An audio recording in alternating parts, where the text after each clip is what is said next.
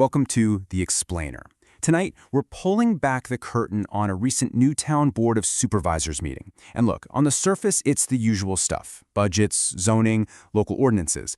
But when you dig just a little deeper, you find this whole story of resident pleas, pretty controversial spending, and the kind of internal politics that, honestly, are what really shape a town.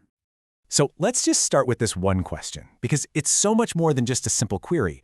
This question, asked right at the very beginning of the meeting, it's like a little clue that hints at all the tension and the personality clashes that were just simmering below the surface. And believe me, that tension, it would end up coloring almost every single decision that followed. First up, we see local government in its purest form, right? A group of residents, your neighbors, stepping right up to the microphone to bring their very real, everyday problems directly to the people in charge, and basically just ask for help. Now, these residents from the Fountain Farmland neighborhood, they didn't just show up to vent. Oh no, they came prepared. They laid out this detailed, multi-point plan to deal with the constant parking shortages and the dangerous speeding that they believe puts their families at risk every single day. And you know what? Right here, we get a moment of actual clear consensus.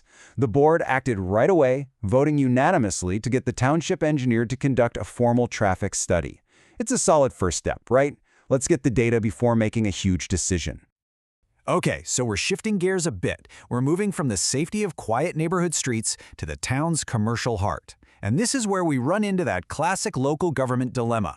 How do you support your local businesses while also making sure everyone plays by the same set of rules?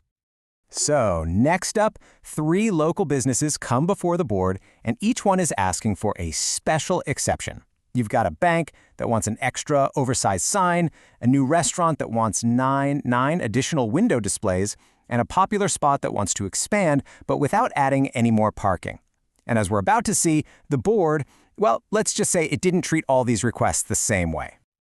So this right here gets to the heart of the whole conflict. The issue is something called a zoning variance, which is really just a fancy way of saying it's a formal request for permission to break the rules. And that puts the board in a really tough spot. I mean, when do you bend the rules to help out a local business, and when do you have to hold the line? Now, in the case of the Melange restaurant, the town's own lawyer came up with this, let's call it a creative legal argument. He's suggested the window etchings weren't really signs in the way we think of them, but were more like decorative frosted windows. It's a subtle distinction for sure, but one that could have been a crucial loophole. Yeah, but Supervisor Mack, he wasn't having any of it. He pushed back, and he pushed back hard. He basically said, look, not technically, they're in violation, period. And that direct challenge, it actually worked. It convinced the rest of the board, and they voted to send their lawyer to formally oppose the restaurant's request. All right, now let's get to the topic that is almost always the most revealing: the money. If you really want to know what a town's priorities are, you follow the dollars. So that's what we're going to do. We're looking at how this board decides to spend taxpayer funds. A quick peek into the town's checkbook shows where the big money is going. And it's no surprise, it's core infrastructure. You've got over $50,000 for a street lighting project, another $32,000 for engineering services, and more than $18,000 just to keep the lights on. So when the debate shifted to next year's budget, a classic disagreement popped right up. Potholes or police? One supervisor wanted to take $150,000 from savings to pave more roads, but another supervisor had a different idea, suggesting they could find that money by just buying 2 new police cars instead of the 4 that were requested. But of all the proposed expenses, the one that was by far the most contentious was this number right here, $110,000. And this money was going to come from opioid settlement funds to buy what was officially being called a drug education vehicle. And this is where it gets really interesting, because the official name just didn't seem to match the specs. Critics, including Supervisor Mack, were quick to point out that this looked a whole lot more like a tactical police vehicle than a public health tool. I mean, we're talking a police pursuit chassis, prisoner transport doors, storage for long guns, and a real-time surveillance system, all of it sourced from police vendors. So, with all this pushback building up, the vote on the vehicle was suddenly pulled from the agenda. But, and this is a big but, don't think for a second this fight is over. One supervisor was even heard saying the issue will, quote, come back to haunt us in January, which is conveniently right after new board members are sworn in.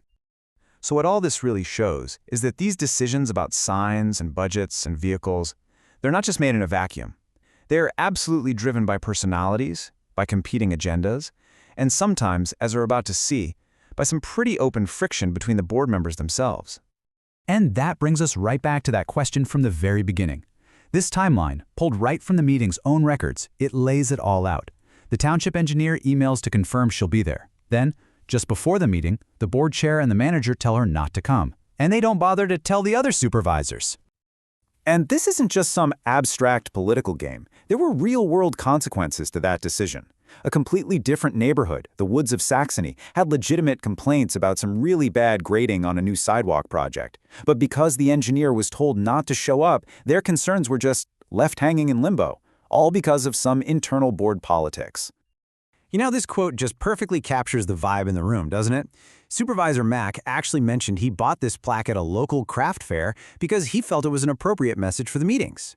It's a funny little detail, but man, it speaks volumes about the level of frustration in the air. Okay, so after all of that debate and all the disagreement, let's just boil it down to the simplest, most fundamental factor of all. Who was actually in the room to cast the votes?